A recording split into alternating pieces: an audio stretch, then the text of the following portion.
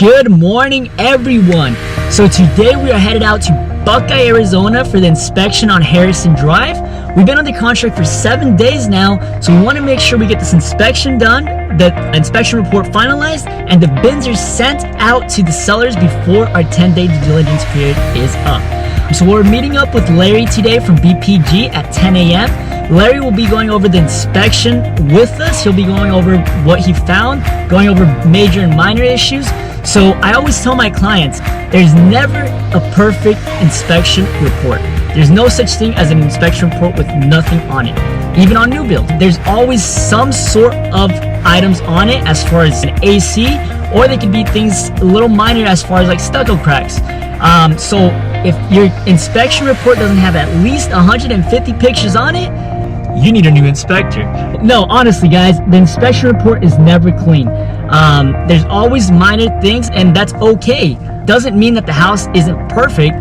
The house has to evolve throughout time, so cracks start to happen. There's some regular wear and tears, so we just want to look for major repairs that we must get done as far as like AC, water heaters, leaks, anything that's super major and super expensive. So with that being said, I want to give Larry a big thank you. So Larry's with BPG. He's a great inspector. He's been my inspector for 2 years now. Larry is the man to go to. If you guys are looking for an inspector out here in Arizona, Larry is your man. So I'll let Larry take over from here. For now, let's head over to Buckeye, Arizona. We will be back shortly.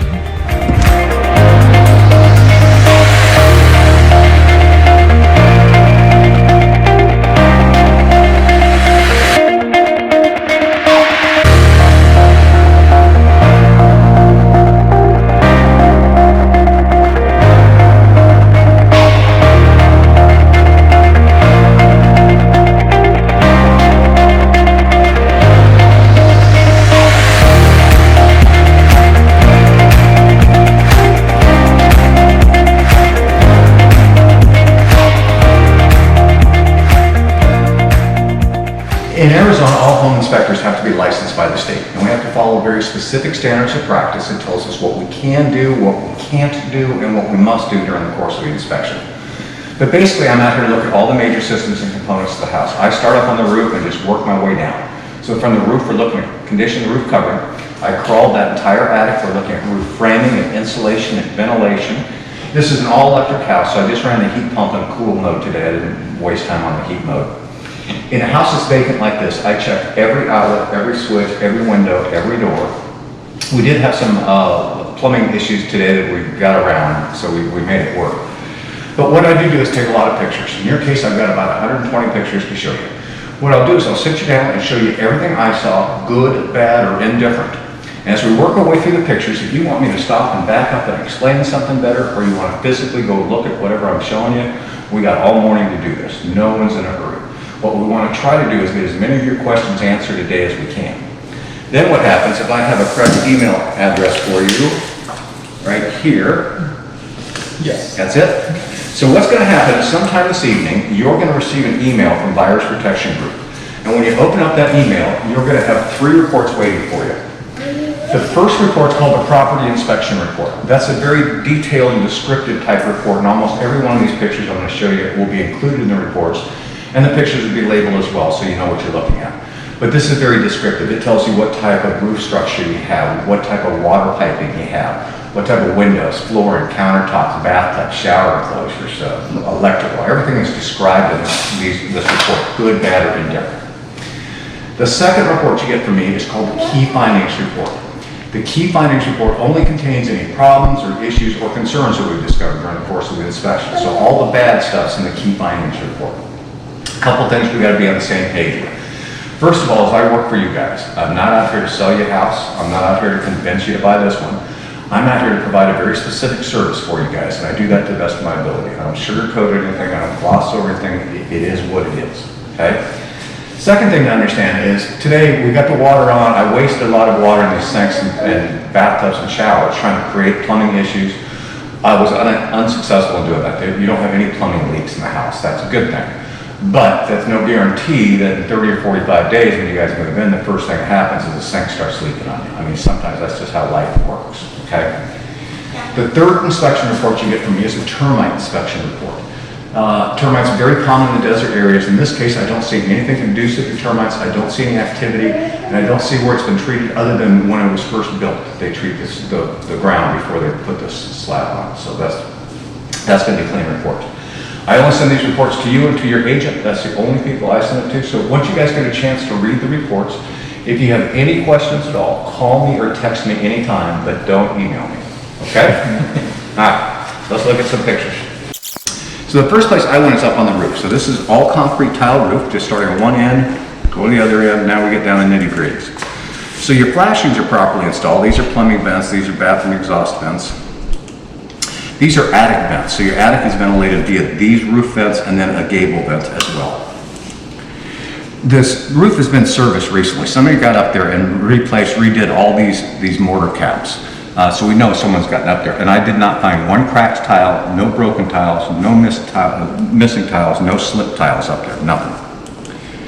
This is your dryer vent, and what we're missing is a cap on this. It's actually kind of a triangle shaped cap. It goes like that. You can see it on your neighbor's house.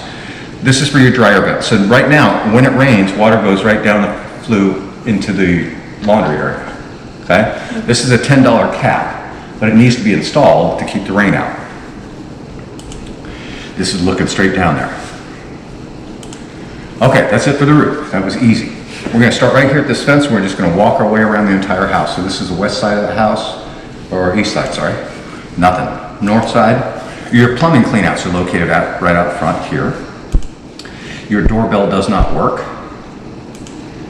There's a small crack in the ceiling right here at the entryway. This is something we see on every patio, every garage, every entryway. This is very common, and it's right at a tape joint. Around to the garage door's in good condition, no damage to that. A little caulking is needed along the garage door trim here and down here. Turn the corner on the west side of the house. So your main water shutoff valve is right there, and your water meter's out front. So the water meter was turned off today. Also, this shutoff valve does not work. That's in the off position. As soon as I turn on the meter, water starts running.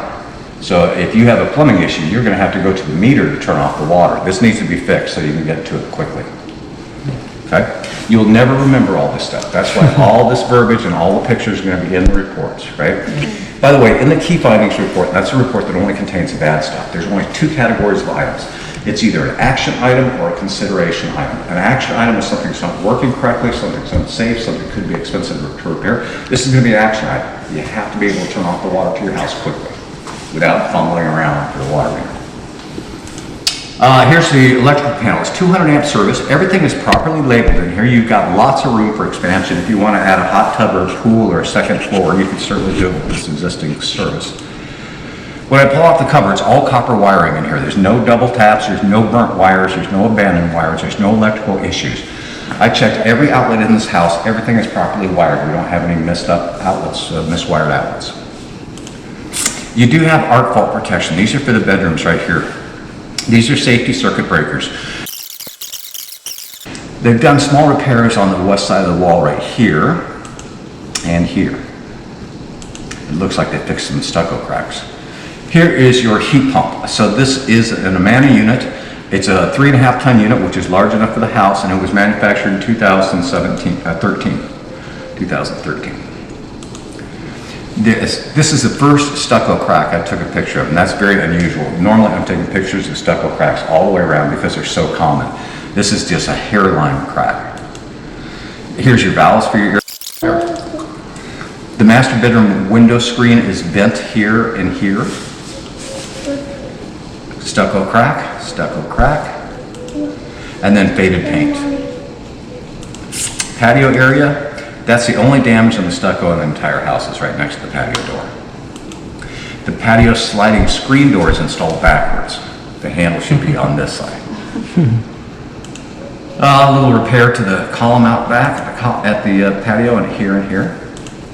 Turn the corner back to the east side.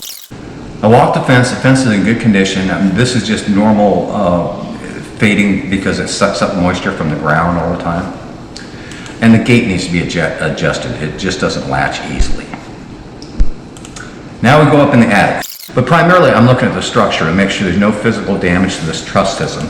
I'm looking at all the truss supports to make sure they're in place and no one's cut them out of their way for storage purposes and all the rest of the stuff they do in attics. And I'm looking at the roof sheathing here for water stains, termite tubes, physical damage, anything out of the ordinary. Then we make it all the way to the garage, and you can see there's no insulation over the garage. Nice, clean, there's nothing up there to see. Garage itself. I've ran door up and down several times, all the safety features work. You're missing the coverage just not installed. These are low voltage lines, it's not a safety issue, it's just kind of not very attractive. It does tell you have a post-tension slab installed, so what we're standing on is concrete, and inside the concrete they have steel cables that are under tension. It's a great way to build a foundation. It's an expensive way to build a foundation, but they warn you never to cut or drill through the floor, which is something you wouldn't normally do anyway. Just normal wear and tear on the garage walls. The water heater's a 40-gallon unit manufactured in 2013. All the connections are clean here, no corrosion at all. And then you have a placard out there that says your attic is, R value is 30, so that's good. Entryway, nothing. First bedroom, so this is the northwest bedroom here. A little caulking needed around the windows. This is something you'd normally do when you paint the room. Second bedroom, the door doesn't latch. That strike plate needs to be adjusted up, down, or in or out. Also, we're missing the guide at the bottom of the closet doors in the west bedroom here, so the doors swing in and out as well as left and right. Hall bathroom. Your drain line from your heat pump in the attic, your air handler, drains into the sink drain right here in the hall bathroom. This isn't really common. I've seen it 100 times in the past, but what I point out is in the summer when it's humid out and the unit is running, you may hear water dripping down there, and that's normal. It's supposed to drip in there. So there's no return air filters installed. These are 20 by 20 inch filters in the hallway. They're not there. We need to install them. And this is the return air duct. It's nice and clean. So I'm running the heat pump in cool mode. So what's being sucked up through the return is 73 degrees, and what's coming out, what's coming out the splice is 55 degrees. So that is an 18-degree difference. We look for a 17 to 23 degree difference to show us the unit is working correctly. One of the things we put in every report, whether this unit is 1 year old or 30 years old, the same comment goes in there. We recommend you ask the seller when the last time they had this thing serviced, the HVAC system serviced. We know it's working now, but we want to protect you long term. So if it hasn't been serviced now, or recently, it should be serviced now to protect you because we're in the middle of a long, hot summer. Master bedroom. The fan chain is all twisted around inside. You can't pull the chain to get the fan to turn. Usually you can drop the light fixture and untie the chain and make it work. You can see just small repairs in the walls. I didn't take pictures of all of them, but you know, where they've had pictures hanging and stuff like that. Caulking around the window. And then I'm getting desperate. You know, just a little ding on the baseboard in there from the bed. No return air filter here, 20 by 20. Master bathroom.